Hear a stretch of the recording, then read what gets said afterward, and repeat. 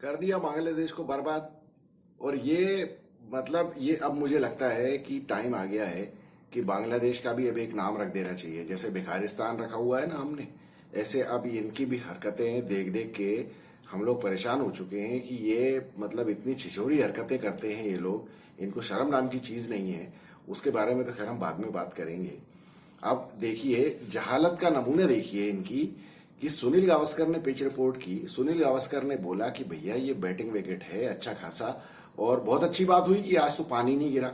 जो हम सुबह से सुन रहे थे कि बारिश हो सकती है, ये हो सकता है, वो हो सकता है, गनीमत है कुछ नहीं हुआ, क्योंकि मुझे उसका सबसे बड़ा डर था कि ये लोग मतलब अगर ये तभी परेशान कर सकते हैं जब बारिश हो जाए और मैच छोटा हो जाए, तो उसमें फिर किसी का कोई कंट्रोल नहीं रहता है। लेकिन किस्मत से बारिश हुई नहीं। और देखिए आप इन लोगों को टॉस जीत के बांग्लादेश ने इंडिया को बैटिंग दे दी। मतलब आबेल मुझे मार वाली जो कहावत है ना, बिल्कुल उसका जीता जागता आज बिल्कुल एग्जाम्पल आपने देख लिया कि बैटिंग विकेट के ऊपर इंडिया जैसी बैटिंग लाइनअप को और इंडिया जैसी बॉलिंग लाइनअप के सामने आप चेस करना चाहते हो। मतलब बांग्लादेशी छिछोरों से तो हर हालत में इंडिया की बैटिंग बहुत अच्छी है और बॉलिंग बहुत अच्छी है। खैर बांग्लादेश से ही क्या, अभी तो इंडिया नंबर 1 और 2 में है वर्ल्ड में। उसके बाद आप देखिए इन लोगों की बेवकूफी कि टॉस जीत के कह रहे हैं कि इंडिया बैटिंग करे, हम चेस करेंगे। अब हो गया ना कबाड़ा, 50 रन से मैच हार गए।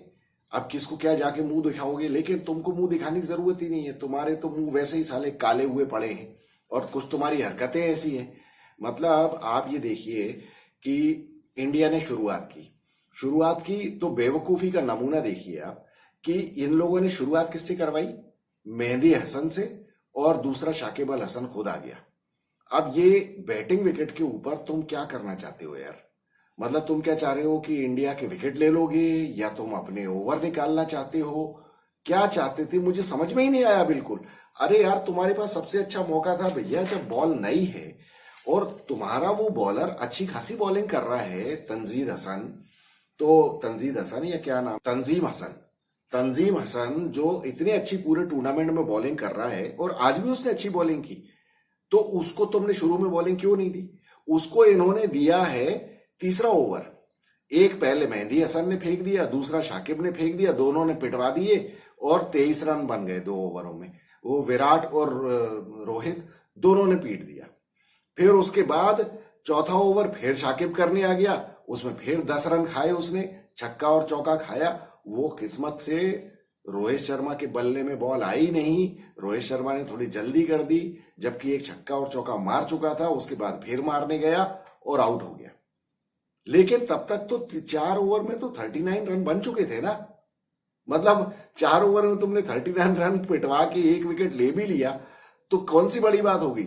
लेकिन अब इनको कौन समझाएगा? वो बात अलग है कि रोहित शर्मा और विराट कोहली, इन लोगों का जो स्टेचर है वो ऐसा नहीं है कि मतलब 4 ओवर में 40 रन बना के और अगर ये आउट हो जाए तो हमको मतलब खुश नहीं होना चाहिए। एक्चुअली खुश होना चाहिए, क्योंकि ये दोनों तो अगर मान लीजिए आउट नहीं होते तो ये तो बहुत बुरी तरह पिटाई कर देते। इंडिया 250 रन का स्कोर कर देती है आज के मैच में। तो इस लिहाज से बांग्लादेश के लिए तो खुश होना खैर जायज है, लेकिन फिर भी ये मुझे समझ में नहीं आया। ये इन लोगों ने ना बॉलिंग ठीक से शुरुआत नहीं की। इनको मुस्तफिज और तंजीम हसन से ही बॉलिंग शुरू करवानी चाहिए थी, क्योंकि वो लोग कुछ भी हो एक्सपीरियंस्ड हैं और तंजीम हसन बॉलिंग बहुत अच्छी कर रहा है। यहाँ पे ये लोग मिस कर गए। 6 ओवर में 53 रन्स। रोहित शर्मा ने इतनी गलती इतनी जल्दी कर दी यार, इतनी जल्दी कर दी। अब वो बाद में कह जरूर रहा है नहीं टीम के लिए हमें करना था। अरे यार तो भैया तुम क्या चाहते हो यार? मतलब छक्का भी मार लिया, चौका भी मार लिया, थोड़ा चैन ले लो यार। और इसके साथ हमने अक्सर देखा है कि ये मिस हिट मार देता है ये रोहित शर्मा। इसको भी समझना चाहिए। ठीक है मैंने माना कि चौथा ओवर था, तुमने शुरू में चांस ले लिया, छक्का चौका मार दिया। अब उसके बाद तुम क्या एक ही ओवर में क्या 30 रन बनाना चाहते हो? तो अब शाकिब अल हसन भी कोई ऐसा नहीं है कि कल का लड़का हो जिसको आप पीट पाट दो। अब उसने कर दिया आउट। तो फिर ये इसके बाद इन लोगों ने तो खैर आज विराट ने भी बैटिंग अच्छी की। अब अच्छी क्या, कंपैरेटिवली अच्छी बैटिंग की है विराट ने। हम विराट से इस तरह की बैटिंग तो नहीं चाहते ना। विराट ने, देखिए, विराट ने बनाए हैं 28 बॉल में 37 रन, और जिसमें 3 छक्के मारे, 1 चौका मारा। अब देखिए, बात वही होती है जो हम लोग डिस्कस कर रहे हैं कि विराट अगर ओपन नहीं कर रहा होता, या मान लीजिए ये लोग चेज कर रहे होते, तो क्या विराट इस तरह का शॉट मारता जो 9वें ओवर में उसने तंजीम हसन के ऊपर मारा है? मतलब विराट को आप लोगों ने कभी भी इस तरह से शॉट मारते हुए नहीं देखा होगा। रीजन क्या है? रीजन वही है कि पहले बैटिंग कर रहे हैं और ओपन कर रहे हैं, तो अब मैक्सिमाइज तो करना है। अब इस तरह का शॉट मारते हुए तो मैंने विराट को कभी नहीं देखा, और ना ही आप लोगों ने कभी देखा होगा। और वो तंजीम हसन की क्या औकात है साले की, वो बकरे की जैसे दाढ़ी बना के आया, उस हरामखोर की आपने वो देखी हरकत किस तरह से? मतलब इन लोगों को ना, ये लोग बहुत जल्दी औकात भूल जाते हैं अपनी, ये पाकिस्तानी भी और ये बांग्लादेशी भी। बिल्कुल औकात भूल के विराट कोहली जैसे बैट्समैन के सामने तुम जेस्चर कर रहे हो यार। तुम ये बांग्लादेशी क्रिकेटर पूरी टीम अपने खानदान समेत अगर बिक जाओगे ना, तो भी तुम विराट कोहली की नेटवर्थ के आधे के बराबर पैसे इकट्ठे नहीं कर पाओगे। तुम लोगों को शर्म नाम की चीज नहीं है कि तुम अपने बाप के सामने ये तुम हरकत कर रहे हो? बकरे जैसी दाढ़ी बना के आ गए, उस पे तो तुमको शर्म नहीं आ रही है, ऊपर से तुम जेस्चर भी कर रहे हो विराट कोहली को। और तुम ये तंजीम हसन को क्या लगता है कि विराट कोहली अपनी गलती से आउट हो गया, या इसने अपनी को स्मार्टनेस से आउट कर दिया? वो सिचुएशन ऐसी थी कि जिसमें वो आउट हो गया, अदरवाइज तो ये 7 जन्म लग जाएंगे इसको, ये कभी विराट कोहली का विकेट नहीं ले सकता है।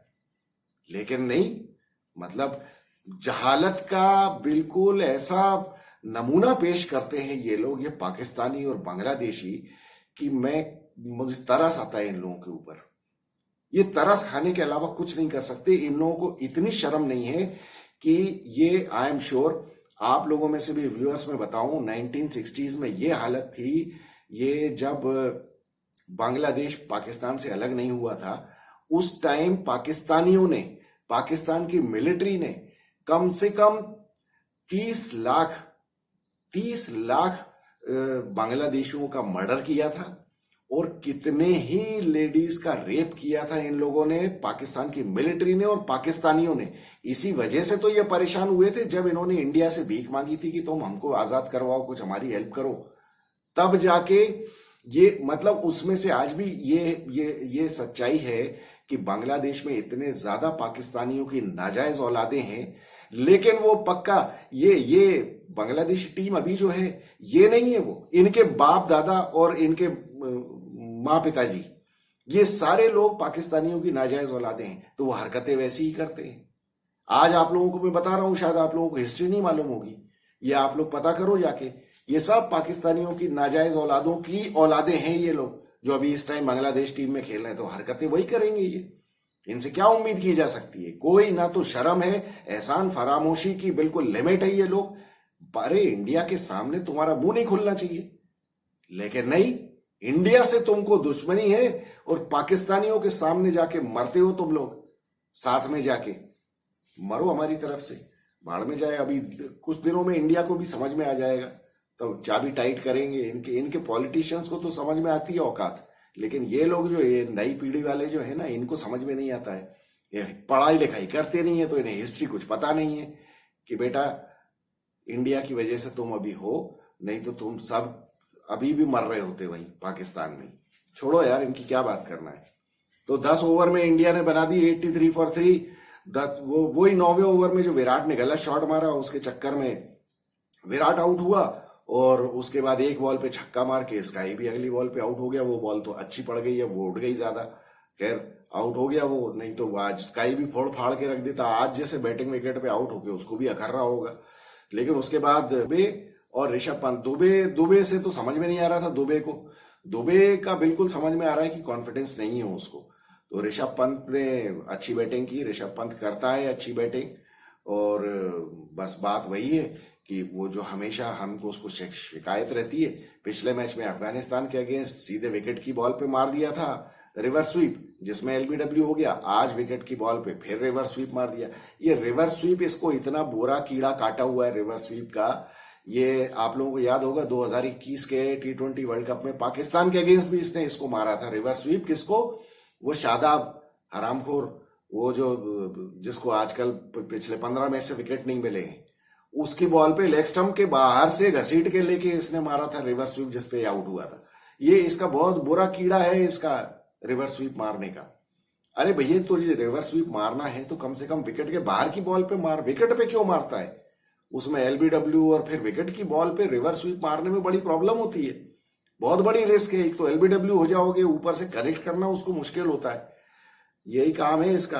खैर, फिर उसके बाद जब वो आउट हुआ तो हार्दिक पांड्या का स्वैग, मैं तो हमेशा बोलता हूं कि हार्दिक पांड्या का इंटरनेशनल मैचेस में जो स्वैग है वो देखने लायक ही होता है। तो वो बड़ा मजा आया। 27 बॉल में 4 चौके 3 छक्के मार के कर दिया उसने। 185 की स्ट्राइक रेट से क्या बढ़िया पिटाई की उसने, सबको पीटा, बहुत बढ़िया काम किया। और फिर उसके बाद ये बॉलिंग में देखिए, बॉलिंग में तो खैर शाकिब अल हसन ने 1 विकेट लिया, तंजीम हसन ने जरूर 2 विकेट लिए, और रिशाद हुसैन को भी 2 विकेट मिले। उनका वो लेग स्पिनर ठीक ठाक है, उसकी पिटाई हुई हालांकि, लेकिन उसने बॉलिंग ठीक ठाक की, मतलब वो दिल लगा के बॉलिंग कर रहा था। और बाद में उसने बैटिंग में भी अच्छे बल्ले घुमाए। तो वो लड़का कुछ दिनों में जाके 2-4 साल में एस्टेब्लिश होने के बाद ये अच्छा ऑलराउंडर बन जाएगा इनका।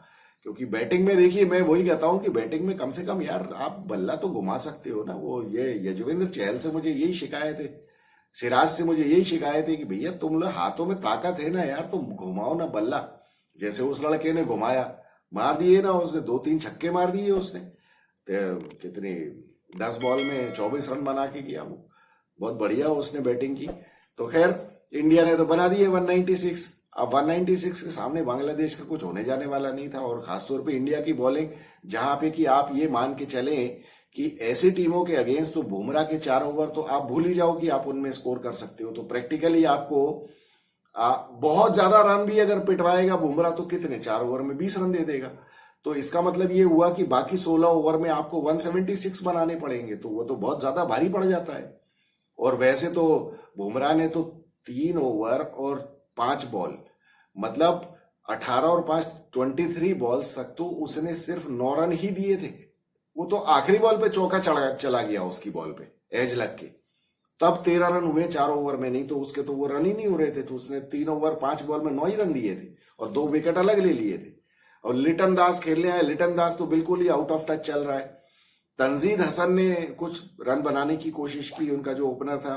फिर शंटू ने बनाए, शंटू ने आज कप्तानी पारी खेली, 32 बॉल में 40 रन बनाए। तौहीद हृदय से मुझे उम्मीद थी, लेकिन कुलदीप के सामने तो बिल्कुल पानी मांगने लग गए ये लोग। कुलदीप की तो बॉलिंग इन लोगों को किसी को ही समझ में नहीं आई, ना तौहीद को समझ में आई, ना तंजीद को समझ में आई, और ना महमूदुल्लाह को भी समझ में नहीं आ रही थी वो। और ऊपर से शाकिब अल हसन, ये बुढ़ा हो गया, इसको अभी तक समझ में नहीं आया। कुलदीप यादव को कितनी बार इसने खेला होगा आईपीएल में, लेकिन इसको नहीं आई समझ में, मार दिया, छक्का मारने चला गया। हालांकि एक उसने मारा भी, लेकिन बाकी तो सब गड़बड़ हो गया काम इनका। 146 ही बना पाए ये लोग। बहुत बुरी हालत हो गई इन लोगों की। ये तो कहीं से भी कहीं तक मुझे लग ही नहीं रहा था कि ये कुछ कर पाएंगे। हालांकि बैटिंग तो इनकी पूरे ही टूर्नामेंट में नहीं चली है, कोई बहुत ज्यादा रन नहीं बनाए। ऑस्ट्रेलिया के अगेंस्ट भी 140 पे ऑल आउट हो गए थे ये लोग, और आज भी कुछ कर नहीं पाए। लेकिन ये है कि इंडिया जीत जरूर गई 50 रन से मैच, और लीग में टॉप पे अपने ग्रुप में टॉप पे आ गई।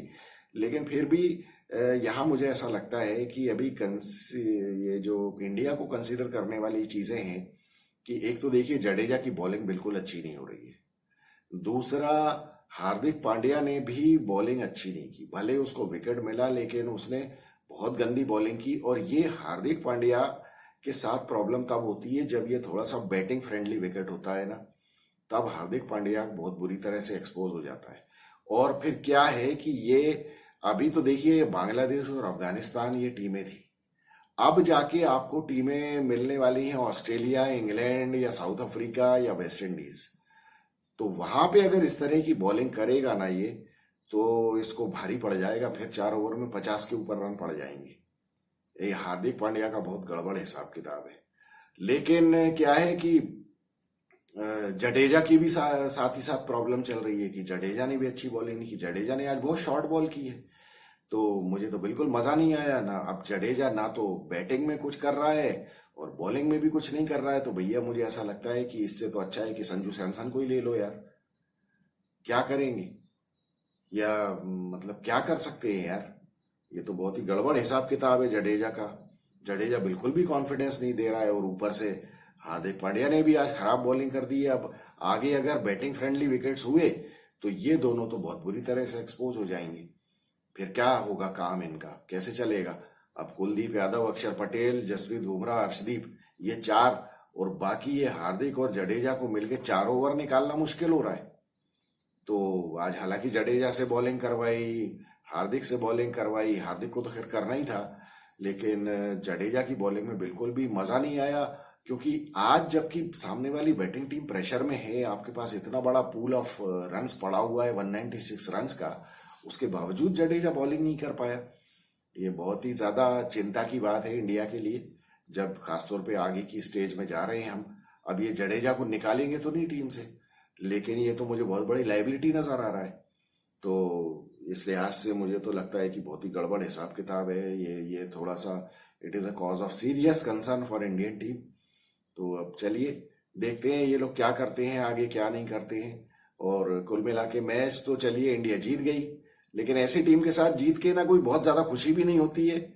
और हाँ, ये टीमें क्या है, आपके कॉन्फिडेंस को डेंट जरूर कर देती है। अगर ये थोड़ा सा पास आ जाए, मान लीजिए 20 रन का ही डिफरेंस होता या और ज्यादा थ्रेटन कर देते, तो आपको बहुत ज्यादा तकलीफ हो जाती है। तो 50 रन से या 60 रन से आप इनको हरा दो तो उतनी ज्यादा खुशी नहीं होती है। ठीक है, मैच जीत गए आप, क्योंकि you are expected to win and you are expected to win big against these kind of teams. तो चलिए उस लिहाज से ठीक है। और इंडिया की बैटिंग की प्रैक्टिस हो गई। अब बात वही है कि मुझे डर उस चीज का है कि मिडिल ऑर्डर ही आपको संभालता चला आ रहा है। अब कहने को 4 ओवर में 40 रन बना के ओपनर्स ने आपको दे दिया स्कोर, लेकिन फिर थोड़ा सा लंबा जाना चाहिए। अब हालांकि पोस्ट मैच प्रेजेंटेशन में रोहित शर्मा कह रहा है कि नहीं नहीं कोई जरूरी नहीं है। अब ये कहां से फंडा लेके आया यार ये, कि नहीं T20 में आपको कोई 50 रन 60 रन 70 रन बनाना जरूरी नहीं है, हर आदमी अपना काम करे।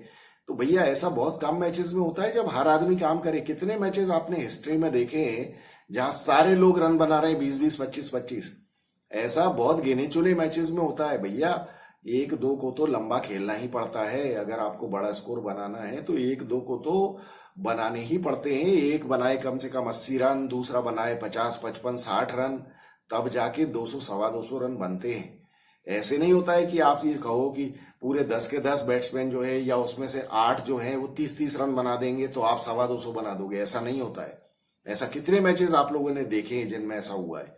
तो ये आर्ग्यूमेंट तो मुझे रोहित शर्मा का बिल्कुल समझ में नहीं आता है। कहाँ कहाँ की नई नई थ्योरी लेके चला आता है यार। फालतू की बात नहीं है भैया, तुम रन बनाओ। ऐसे ये 24 रन बना के काम नहीं चलेगा और विराट के 37 रन बना के काम नहीं चलेगा। वो ऑस्ट्रेलिया वाले छोड़ने वाले नहीं है। तो आज की ही सिचुएशन में अगर 73 फॉर ये जो 80 फॉर 3 हुआ था, वो ऑस्ट्रेलिया जैसी टीम होगी आपको नहीं बनाने देगी 196 यार। वो रगड़ के रख देंगे वहां पे आपको। तो आप अगर ये सोच रहे हो कि बांग्लादेश के अगेंस्ट ये परफॉर्म करके आप खुश हो जाओगे कि हाँ बहुत बढ़िया बहुत बढ़िया, तो फिर आपको बहुत जल्दी सच का सामना करना पड़ जाएगा। जब सामने ऑस्ट्रेलिया जैसी टीम आएगी या वेस्ट इंडीज या इंग्लैंड जैसी टीमें आएंगी। वेस्ट इंडीज की तो फिर भी बॉलिंग कमजोर है, लेकिन क्या है फिर वो टुल्ले बहुत खराब है वो, और उनको सबको पता है कि आप लोग किस तरह की बॉलिंग करते हो। वो सारे के सारे आईपीएल में खेलते हैं, उन्हें बहुत अच्छी तरह पता है। तो वो उनका कंसल्टेंट भी उनके सारे वही है वेस्ट इंडियंस। तो वो मतलब वो तो आप बैठे ही सारे के सारे वहां हैं, वो सब देखते हैं, सारे आईपीएल खेलते हैं। तो उनसे क्या दबा छुपा है आपका, वो आपकी कमजोरी का फायदा उठा सकते हैं। खैर वो तो बाद में देखा जाएगा जब वेस्ट इंडीज के साथ मैच होगा। लेकिन कोई भी टीम है ये आपको मौका देने वाली नहीं है। साउथ अफ्रीका, इंग्लैंड, ऑस्ट्रेलिया, अब टफर मैचेस होने वाले हैं। तो आपके पास अब गलतियों का मौका है नहीं, जो आप अभी तक करके चले आए और कमजोर टीमों के अगेंस्ट बच गए।